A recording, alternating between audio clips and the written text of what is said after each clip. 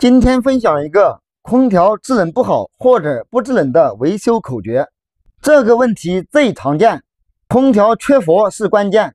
开机先摸回气管，通过温度来判断。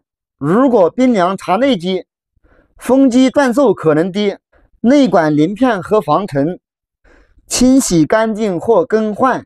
如果内管不算凉，抽管可能有压扁，回气温度不算凉。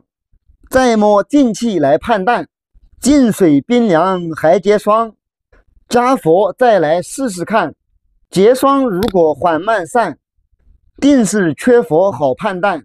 压机老化不难见，排气不足是重点。四通串气也常见，通过收氟来判断。